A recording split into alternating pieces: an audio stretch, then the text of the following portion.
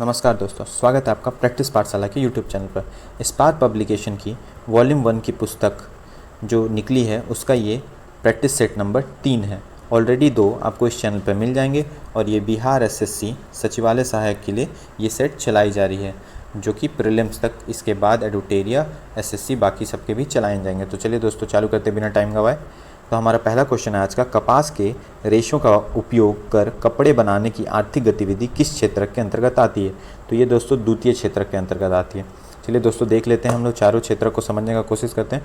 तो पहला प्राथमिक क्षेत्र क्या आएगा? तो जो वस्तुएं हमें प्रकृति से नेचुरल रूप में प्राप्त हो जाती हैं उसको हम लोग प्राथमिक क्षेत्र में रखते हैं। जैसे हम लोग कृषि करते हैं दोस्तों, पशुपालन, खनन, ये सब गतिविधियां प्राथमिक क्षेत्र में आएंगी। द्वितीय में इसका प्रयोग करके, जैसे कि हम लोग कपास उगाएं, ये आया प्राथमिक क्षेत्र में। जब हम लोग इसका सूती वस्त्र उत्पादन में प्रयोग करेंगे और सूती वस्त्र बना देंगे तो ये द्वितीय क्षेत्र हो गया। उसी प्रकार ब्रश, कोई भी वस्तु जिसका निर्माण होगा वो द्वितीय क्षेत्र में आएगा दोस्तों। बात करें तीसरे की, तो इसको सेवा क्षेत्र भी बोलते हैं दोस्तों। सेवा क्षेत्र बोलने से मतलब है परिवहन, सॉफ्टवेयर, जितने भी सेवा संबंधित स्थितियाँ हैं वो आएंगे तीसरे में। बात करेंगे अगर चौथी की, तो चौथे में दोस्तों रिसर्च एंड डेवलपमेंट यानी शोध और अनुसंधान संबंधित जो भी सेवाएं आती हैं वो चौथे में आएंगे। और प्रशासनिक यानी इसमें थोड़ी उच्च कोटि की आएंगी। अगर कलर की बात करेंगे तो दोस्तों याद रखेंगे, प्राथमिक जो क्षेत्र रहता है उसमें कौन सा कॉलर जॉब कहते हैं? तो रेड कॉलर जॉब कहते हैं। द्वितीय क्षेत्र को ब्लू कॉलर जॉब कहते हैं। तृतीय क्षेत्र की बात करेंगे तो इसे वाइट कॉलर जॉब कहते हैं दोस्तों। याद रखेंगे, ये तीनों एग्जाम में कभी कभी पूछ देता है। कौन सी कला ग्रीक बौद्ध कला के नाम से जाना जाता है? तो गांधार कला जो है उसको ग्रीक बौद्ध कला के नाम से जाना जाता है। मथुरा कला की बात करेंगे तो ये मूर्ति निर्माण से संबंधित है। और मधुबनी ये तो बिहार की है और ये है चित्रकला से संबंधित है। किस अधिनियम ने नस्ल, धर्म एवं राष्ट्रीय मूल्य के अधिकार आधार पर भेदभाव को निषेध कर दिया? तो नागरिक अधिकार अधिनियम जो है इसमें इसके द्वारा निषेध कर दिया गया। अफ्रीकी परमाणु हथियार मुक्त क्षेत्र संधि डैश भी कही जाती है, इसे इसको पेलिंडाबा संधि भी कहते हैं। इसको 1996 में हस्ताक्षर इस पर किया गया था और साथ में इसको 2009 में लागू कर दिया गया दोस्तों। भारत का कौन सा पड़ोसी देश बर्मा के नाम से भी जाना जाता है? तो ये म्यांमार को जाना जाता है दोस्तों। और बांग्लादेश की सीमा भारत के साथ सर्वाधिक अपने पड़ोसियों में लगती है। निम्नलिखित में से कौन सी पार्टी का संगठन का डॉक्टर भीमराव अम्बेडकर द्वारा स्थापित नहीं किया गया था? तो दलित मुक्ति मोर्चा की स्थापना नहीं की गई थी। समानता सैनिक दल की स्थापना भीमराव अम्बेडकर ने 1926 में, स्वतंत्र मजदूर संघ की स्थापना 1936 में। और अगर बात करेंगे the Republic party of India, इसका नाम चेंज कर दिया गया था दोस्तों 1957 में। इसका ये the Republic party of India रखा गया था। इससे पहले ये डॉक्टर भीमराव अम्बेडकर अनुसूचित जाति संघ की स्थापना की थी। संस्थाएं एवं संघ बनाने का अधिकार किस प्रकार का अधिकार है? तो ये केवल नागरिकों को सुनिश्चित किया जाने वाला स्वतंत्रता का अधिकार है दोस्तों। हमारे संविधान में फंडामेंटल राइट्स भाग 3 के 12 से लेकर 35 नंबर अनुच्छेद तक वर्णित किया गया है। और इसमें दोस्तों मात्र 5 अनुच्छेद ऐसे हैं जो केवल नागरिकों को प्राप्त है, बाकी विदेशी और भारत के नागरिक दोनों को प्राप्त है। तो वे कौन कौन से दोस्तों याद कर लेंगे? ये हैं 15, 16, 19, 29 और 30। ये 5 आर्टिकल हैं। आर्टिकल नंबर 15, 16, 29, 19 और 30, ये 5 आर्टिकल केवल भारत के नागरिकों को ही प्राप्त हैं।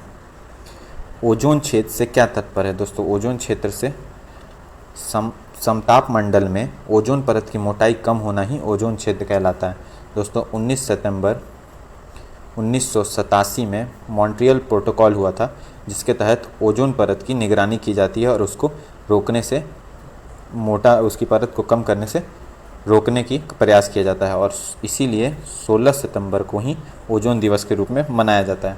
संयुक्त राष्ट्र संघ दिवस कब मनाया जाता है? तो ये दोस्तों 24 अक्टूबर को मनाया जाता है, क्योंकि 24 अक्टूबर 1945 को संयुक्त राष्ट्र संघ की स्थापना हुई थी। अनुसूची 1 और 2 का यहाँ मिलान करना है दोस्तों। बाघ आरक्षित क्षेत्र यानी टाइगर रिजर्व और कौन से राज्य में अवस्थित है उसका मिलान करना है। तो दोस्तों इंद्रावती छत्तीसगढ़ में है, पेरियार केरल, सिमलीपाल उड़ीसा और बांदीपुर कर्नाटक। तो दोस्तों इसका 1 का 4 हो जाएगा, 2 का 3 हो जाएगा और इसका आंसर दोस्तों सी हो जाएगा। बिहार में 1857 की क्रांति कहाँ से शुरू हुआ था? तो दोस्तों ये देवघर जिले के रोहिणी नामक स्थान से इसका आरंभ हुआ था। कोणार्क नाटक के कवि कौन है दोस्तों? तो ये जगदीश चंद्र माथुर जो हैं ये कोणार्क नाटक के कवि हैं। कालाशोक कौन से वंश के शासक थे? तो ये शिशुनाग वंश के शासक थे। और कालाशोक इसलिए इम्पोर्टेंट है दोस्तों कि इन्हीं की अध्यक्षता में दूसरा बौद्धिक जो हुआ था सम्मेलन वो इन्हीं के समय में हुआ था। और ये कहाँ हुआ था दोस्तों? तो वैशाली में हुआ था। और इसकी अध्यक्षता किसने किया था? तो इसकी अध्यक्षता सबा कामी द्वारा की गई थी। बात करें 13वें नंबर क्वेश्चन की, तो 14वें नंबर क्वेश्चन की 1956 में आंध्र प्रदेश के गठन के समय कौन सी भाषा जोड़ी गई थी? तो ये तेलुगु भाषा जोड़ी गई थी।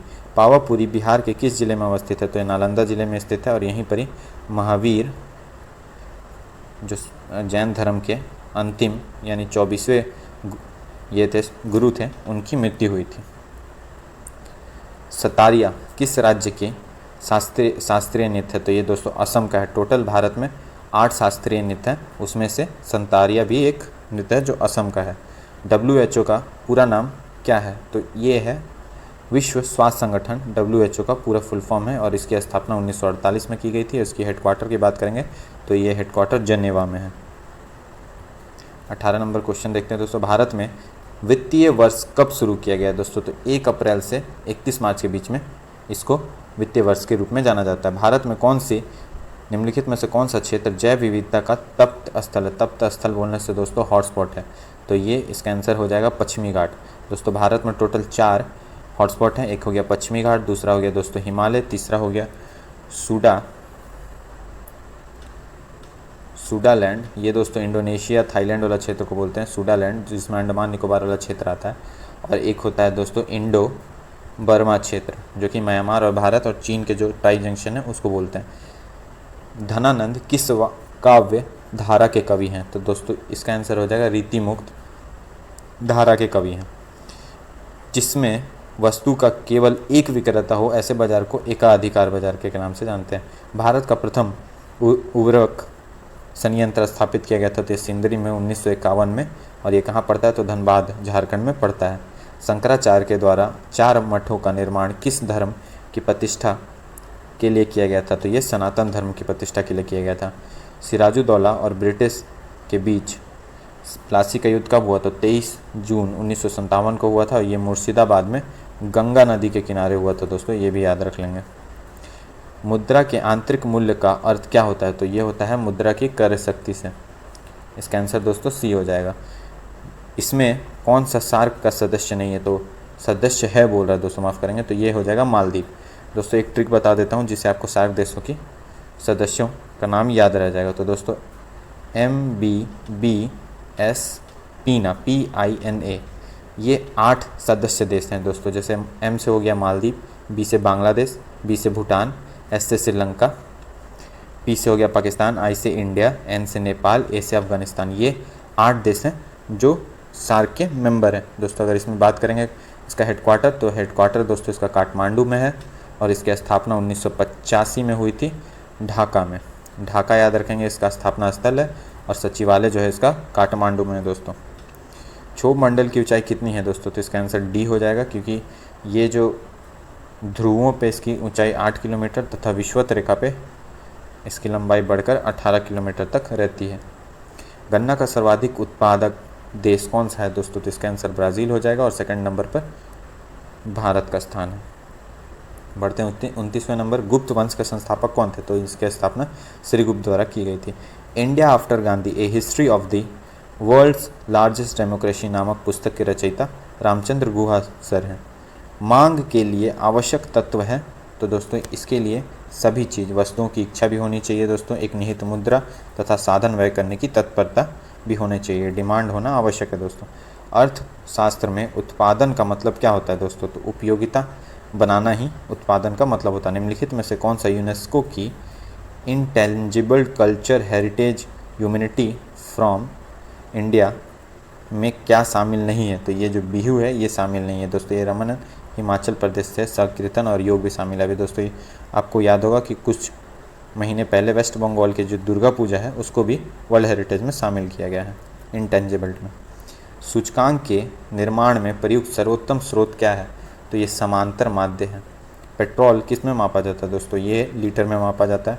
चाय का सर्वाधिक उत्पादक देश कौन है दोस्तों, तो चाय का चीन। सेकंड नंबर पर दोस्तों भारत आता है। बात करते हैं 37वें नंबर की, तो गौतम बुद्ध की मृत्यु कहाँ हुई थी, तो दोस्तों ये कुशीनगर में हुई थी। और कुशीनगर तत्काल में अभी वर्तमान में यूपी में पड़ता है दोस्तों। और उनकी मृत्यु को बौद्ध ग्रंथों में महापरिनिर्वाण के नाम से बुलाया जाता है। और अगर बात करें इनके जन्म की, तो इनके जन्म दोस्तों 563 ईसा पूर्व में हुआ था दोस्तों, लुम्बिनी वन में। और इनकी मृत्यु 80 वर्ष में 483 ईसा पूर्व में हुई है। पोखरण क्या है, तो ये राजस्थान का एक नगर है। पोखरण क्यों इम्पोर्टेंट है दोस्तों, देख लेंगे आप। यहाँ पर ही 1974 में इंदिरा गांधी के शासनकाल में जब वो प्रधानमंत्री थे, एक ऑपरेशन स्माइलिंग बुद्धा हुआ था, जो परमाणु परीक्षण पोखरण राजस्थान में किया गया था। और 1998 में दोस्तों 11 मई को, डेट इसलिए याद रखेंगे दोस्तों क्योंकि 11 मई को ही इसी के उपलक्ष्य में, परमाणु परीक्षण के उपलक्ष्य में ही हम राष्ट्रीय प्रौद्योगिकी दिवस का मनाते हैं, सेलिब्रेट करते हैं दोस्तों। अगर बात करेंगे सेकंड वाले, 1998 में हमने दोबारा परमाणु परीक्षण किया था और इसका नाम रखा था ऑपरेशन शक्ति। तो पहला 1974 में हमने परमाणु परीक्षण किया था, उसका नाम रखा था स्माइलिंग बुद्धा। और सेकंड वाला जब 1998 में किया था, उसका नाम रखा था ऑपरेशन शक्ति दोस्तों। गोवा में पहला शासक किसने था, तो ये पहले पुर्तगालियों का शासक था। तो दोस्तों इसको 1961 में गोवा को और दमन और दीव को पुर्तगालियों से छीन लिया गया दोस्तों। और साथ में 12वां संविधान संशोधन द्वारा इन्हें राज्य के रूप में शामिल कर लिया गया तथा गोवा को 56वां संविधान संशोधन 1987 में पुनः राज्य का दर्जा देकर एक राज्य के रूप में स्थापित कर दिया गया। ब्लू चिप कंपनी क्या है दोस्तों, तो ये ब्लू चिप कंपनी आर्थिक रूप से बहुत मजबूत होती है दोस्तों। किस देश में मुद्रास्फीति की स्थिति में निम्नलिखित में से कौन सा कथन सही नहीं है, तो दोस्तों इसका आंसर हो जाएगा जो पूंजी का अवमूलक होता है मुद्रास्फीति। राष्ट्रीय आय क्या है, तो यह एक वर्ष में किसी देश में उत्पादित सभी वस्तुओं तथा सेवाओं का धन मूल्य होता है दोस्तों। कोई विदेशी हो चाहे भारतीय नागरिक, अगर वो हमारे सीमा क्षेत्र में उत्पादन करेगा तो उसको राष्ट्रीय आय में कैलकुलेट करेंगे दोस्तों। शुद्ध राष्ट्रीय उत्पादन का मूल्यांकन कैसे किया जाता है, तो दोस्तों यहाँ पर शुद्ध राष्ट्रीय उत्पादन यानी नेट नेशनल प्रोडक्ट एनएनपी पूछ रहा है दोस्तों, तो इसको हम लोग जीएनपी यानी ग्रॉस नेशनल प्रोडक्ट, सकल राष्ट्रीय उत्पाद में से जब हम लोग मूल्य ह्रास हटा देंगे तो एनएनपी हमें प्राप्त हो जाएगा। तो इसका आंसर हो जाएगा ए। दोस्तों ध्यान रखेंगे, जब भी हम लोग जी यानी ग्रॉस यानी सकल से नेट यानी शुद्ध निकालना रहेगा तो सिर्फ सिंपली हम लोग मूल्य ह्रास हटा देंगे तो वो घटा देंगे तो आंसर आ जाएगा। जैसे कि अगर जीडीपी से एनडीपी नेशनल डोमेस्टिक प्रोडक्ट निकालना है तो हम लोग जीडीपी में से मूल्यह्रास से घटा देंगे। भारतीय संविधान पूर्णतः किस तिथि को लागू हुआ था, तो ये दोस्तों 26 जनवरी 1950 को लागू हुआ था। भारतीय संसद में कितने सदन हैं, तो दोस्तों 2, एक लोकसभा और एक राज्यसभा। अगर संसद की बात करेंगे दोस्तों तो ये आर्टिकल 79 में दिया हुआ है, राज्यसभा आर्टिकल 80 और लोकसभा 81 में वर्णित है। किस काल युग में पत्थर के औजार सबसे पहले पाए गए थे, तो ये पूरा पाषाण काल में पत्थर के औजार सबसे पहले पाए गए थे और पूरा पाषाण काल में ही मनुष्य ने आग की खोज की थी तथा नवपाषाण काल में पहिए की खोज की थी। पुर्तगालियों द्वारा कालीकट से ले जाने वाले कालीकट के सूती कपड़े यूरोप में आमतौर पर क्या कहे जाते थे, तो दोस्तों इसको कैलिको कहते थे। 8 ग्रहों में बुध सूर्य से कौन से स्थान पर है, तो ये पहले स्थान पर और पृथ्वी तीसरे स्थान पर, मंगल चौथे और तथा शुक्र दूसरे स्थान पर है। इन चारों को पार्थिव ग्रह के नाम से जानते हैं। कर्क रेखा तथा मकर रेखा के बीच के क्षेत्र को क्या बोलते हैं दोस्तों, तो ये उष्णकटिबंधीय क्षेत्र कहलाता है। ये हो गया विषुवत रेखा, इसके ऊपर 22.5 डिग्री 23.5 डिग्री और इसके नीचे वाले क्षेत्र को मकर, ऊपर कर्क और बीच वाले जो ये वाला क्षेत्र है दोस्तों उसको बोलते हैं उष्णकटिबंधीय। बीपीएल श्रेणी से संबंधित वरिष्ठ नागरिकों के लिए बौद्धिक सहायता तथा असिस्टेंट लिविंग डिवाइस उपलब्ध कराने के लिए कौन सी योजना चलाई गई है, तो इसका दोस्तों राष्ट्रीय वयश्री योजना का सरकार ने योजना लेके आई है। चलिए दोस्तों देख लेते हैं सेट नंबर 4। 3 और 4 इसी वीडियो में आपको मिल जाएंगे। तो सेट नंबर 4 का पहला क्वेश्चन है, राज्य चुनाव आयुक्त को हटाया जा सकता है दोस्तों। तो ये उच्च न्यायालय के न्यायाधीशों के हटाने की प्रक्रिया के समान के द्वारा ही हटाया जा सकता है। यूरोप के किस प्रथम वैज्ञानिक ने खोज की कि पृथ्वी सूर्य का चक्कर लगाती है? तो ये कोपरनिकस द्वारा खोज किया गया था। अगर बाकी ऑप्शन की दे के बात करें तो केपलर ने ग्रहों की गति का नियम दिया तथा गैलीलियो ने जड़त्व का नियम दिया, जिसको न्यूटन का प्रथम नियम भी कहते हैं। दक्षिणी गोलार्ध के व्यापारिक पवनों की बहने की दिशा कौन सी है? तो दोस्तों ये दक्षिण पूरब से उत्तर पश्चिम की ओर बहती हैं। दोस्तों देखिए, ये रहता है विषुवत रेखा, और विषुवत रेखा की ओर उत्तरी गोलार्ध में इस प्रकार से व्यापारिक पवनें आती हैं, और अगर दक्षिण गोलार्ध में बोलेंगे तो इस प्रकार से व्यापारिक पवनें आती हैं। तो अगर आप इसका डायरेक्शन देख पा रहे होंगे दोस्तों दक्षिण में, तो ये दक्षिण पूरब से उत्तर पश्चिम की ओर जा रही हैं। निम्नलिखित में से कौन से ज़िले में सिंदूर फैक्ट्री स्थापित है? तो दोस्तों ये लखीसराय में स्थापित है। फ्रांस में पेरिस कम्युनल की स्थापना कब की गई? तो इसकी स्थापना 1871 में की गई थी। गांधी सागर बांध निम्नलिखित में से किसका हिस्सा है? तो ये चंबल परियोजना का हिस्सा है, और गांधी सागर बांध मध्य प्रदेश में अवस्थित है। अगर बात करेंगे भांगड़ा नागल परियोजना की, तो ये सतलज पर है और ये हिमाचल प्रदेश में है। नेशनल रिमोट सेंसिंग एजेंसी कहाँ स्थित है? तो दोस्तों ये हैदराबाद में अवस्थित है। भारत में रथ मंदिरों के निर्माता कौन है? तो ये पल्लव हैं, और इनके जो नरसिंह वर्मन प्रथम हैं, इन्होंने रथ मंदिर की स्थापना की थी। ये कहाँ पर है? तो कांचीपुरम तमिलनाडु स्टेट में है दोस्तों, याद रखेंगे। किस देश के लोगों ने सबसे पहले स्थानीय मान पर आधारित गणना की थी? तो चीन ने इसकी गणना पहले की थी। मंत्रिपरिषद लोकसभा के प्रति सामूहिक रूप से उत्तरदायी होते हैं, ये वर्णन ये दोस्तों अनुच्छेद 75 के 3 में किया गया है। बहुत बार ये वाला अनुच्छेद पूछा जाता है दोस्तों, याद रखेंगे। और साथ में मंत्रिपरिषद की बात करेगा तो वो आर्टिकल 74 में है। गंगा के सहायक नदी जो नीचे वर्णित है, कौन से उत्तर की ओर प्रवाहित होती है? तो जो सोन है दोस्तों, वो गंगा में उत्तर की ओर से आके मिलती है। इसका अगर उद्गम स्थल बात करेंगे तो मध्य प्रदेश के अमरकटक से ये उत्तर की ओर बहते हुए गंगा में आके पटना के आसपास मिल जाती है। सर्वोच्च न्यायालय का न्यायाधीश अपना पद त्याग कर सकता है पत्र लिखकर? तो राष्ट्रपति को पत्र लिखकर अपना त्यागपत्र दे सकता है। निम्नलिखित में से सूर्योदय सबसे पहले कहाँ होगा दोस्तों? तो ये टोक्यो जापान में होगा। इसीलिए दोस्तों जापान को सूर्योदय का देश भी कहते हैं। मशहूर पेंटिंग हर्ष दमयंती के चित्रकार कौन थे? तो दोस्तों राजा रवि वर्मा इसके चित्रकार थे। भारत में मुख्य निर्वाचन आयुक्त को पद से हटाया जा सकता है? तो दोस्तों इसमें डी नंबर हो जाएगा, क्योंकि इसमें कहीं भी महाभियोग की बात नहीं की गई है। मुख्य निर्वाचन आयुक्त जो है उसको महाभियोग के द्वारा हटाया जा सकता है, तथा अन्य निर्वाचन आयुक्त जो होते हैं उसको मुख्य निर्वाचन आयुक्त की सिफारिश पर राष्ट्रपति द्वारा हटाया जा सकता है। नीचे दिए गए जो दोस्त हैं उसमें एक राज्य का नाम है तथा एक न्यूक्लियर रिएक्टरों का नाम है, और इसका मिलान करना है। तो चलिए दोस्तों देखते हैं। कर्नाटक जो है यहाँ पर एक केगा है 2 नंबर, 1 का 2। तमिलनाडु में कुंडनकुलम, उत्तर प्रदेश के में नारोरा, और गुजरात में काकरापारा। तो इसका दोस्तों सही आंसर हो जाएगा ए नंबर। राज्यसभा के संदर्भ में निम्नलिखित में से कौन सा कथन सही नहीं है? तो चलिए दोस्तों जांच करते हैं। ऑप्शन 1, राज्यसभा एक अस्थायी सदस्य संस्था है, ये सही है दोस्तों। इसके 1/3 सदस्य प्रत्येक 2 वर्ष में रिटायर होते हैं, ये भी सही है दोस्तों। राज्यसभा का गठन 1958 में किया गया था, ये गलती है दोस्तों। इसकी स्थापना 1952 में की गई थी। राज्यसभा के 12 सदस्य राष्ट्रपति द्वारा मनोनीत किए जाते हैं दोस्तों, ये भी सही है। भारतीय औद्योगिक निवेश बैंक का मुख्यालय कहाँ पर है? तो ये बैंक कोलकाता में है, और इसकी स्थापना भारतीय औद्योगिक निवेश बैंक की स्थापना 1971 में की गई थी तथा इसे 2012 में बंद भी कर दिया गया है दोस्तों।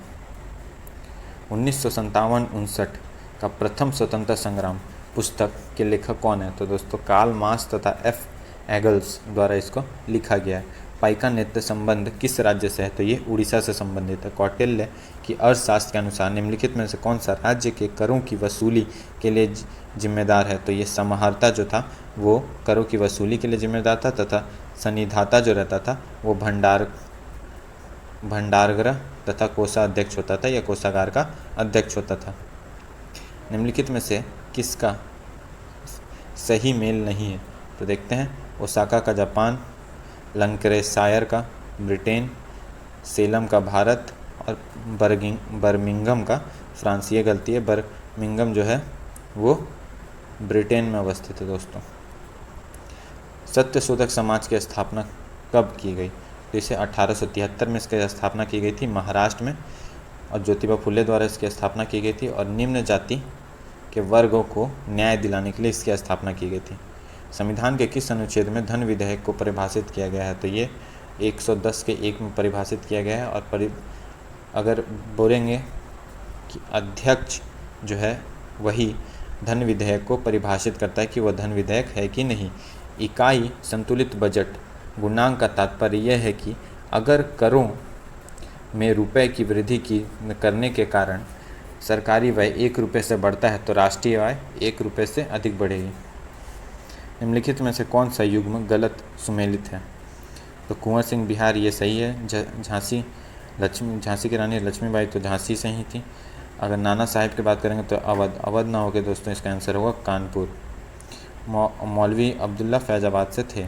स्वामी दयानंद के विचार किस पुस्तक में प्रकाशित किए गए हैं? तो ये उनकी पुस्तक जो सत्यार्थ प्रकाश है उसमें प्रकाशित किए गए हैं। दोस्तों बढ़ते हैं आगे 38वें नंबर क्वेश्चन की ओर।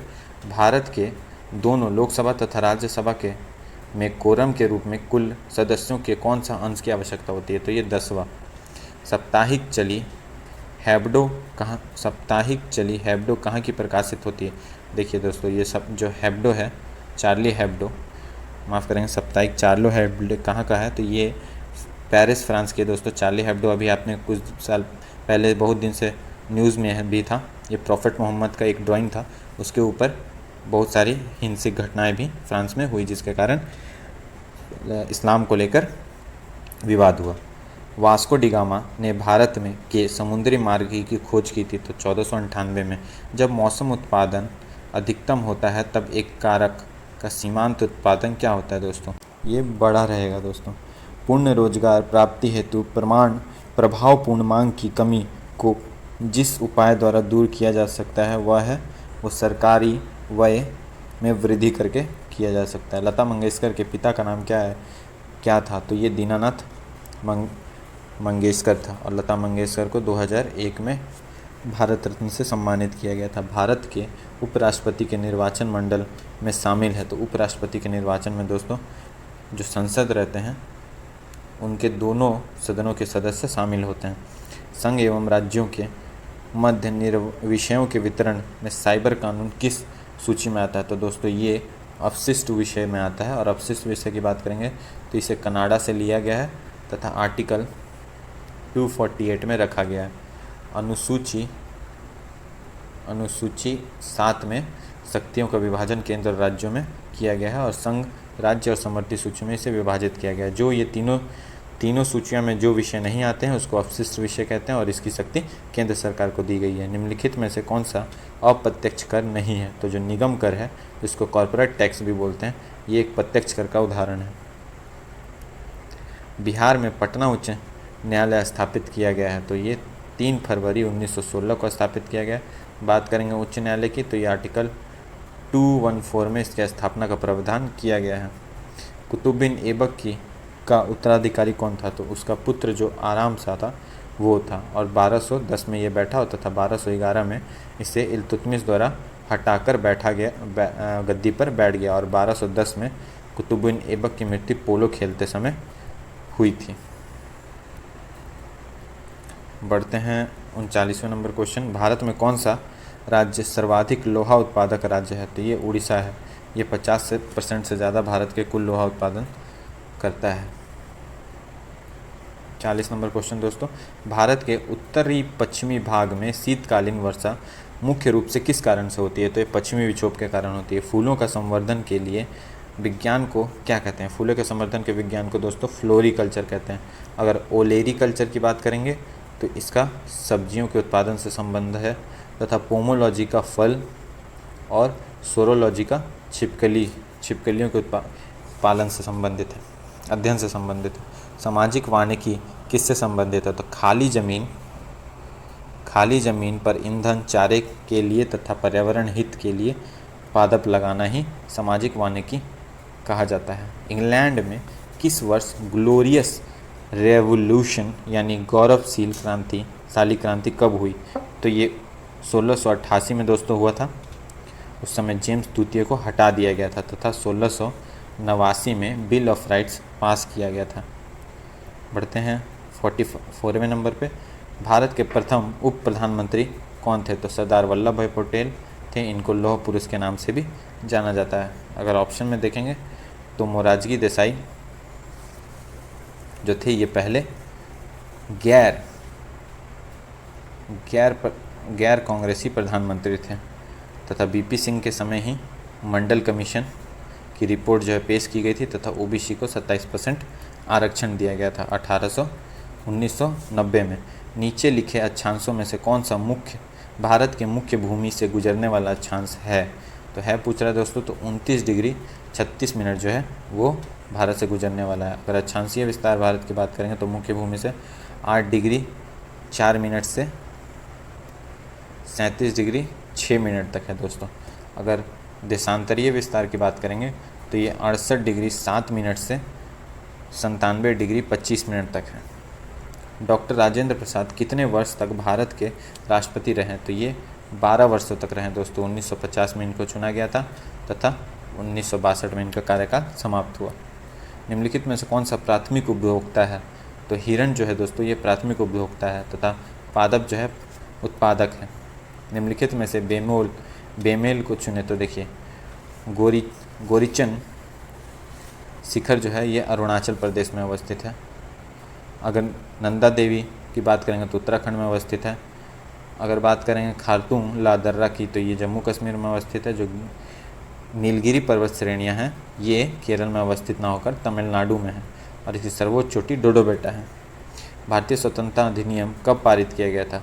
तो ये दोस्तों 18 जुलाई 1947 को पारित किया गया था तथा 15 अगस्त 1947 को भारत और पाकिस्तान दो अलग अलग राज्यों में विभाजित करके 15 अगस्त को बांट दिया गया और 15 अगस्त को ही हम लोग स्वतंत्रता दिवस के रूप में मनाते हैं। लोकसभा का अध्यक्ष अपना त्यागपत्र किसको देता है? तो ये दोस्तों लोकसभा के उपाध्यक्ष को देता है और लोकसभा के अध्यक्ष का वर्णन आर्टिकल 93 में है। दोस्तों ये हमारा प्रैक्टिस सेट 3 और 4 दोनों ही हो गया और अगले वीडियो में 5 और 6 आएंगे। इसी प्रकार करके स्पार्क पब्लिकेशन का जो सीरीज़ चल रही है मैं जल्दी से जल्दी ख़त्म करने का कोशिश करूँगा तथा बाकी एडुटेरिया प्लेटफॉर्म की सीरीज़ भी चालू करने का कोशिश करूँगा और कोशिश करूँगा कि आपको ज़्यादा से ज़्यादा डिटेल में जीके का एनालिसिस दे पाऊँ। दोस्तों अगर वीडियो अच्छा लगा हो तो वीडियो को लाइक कर दीजिएगा तथा सब्सक्राइब कर दीजिएगा चैनल को और ज़्यादा से ज़्यादा दोस्तों में वीडियो को शेयर कर दीजिएगा। अगर कुछ कमियां हैं तो दोस्तों वो कमेंट के माध्यम से आप मुझे बता सकते हैं। धन्यवाद दोस्तों।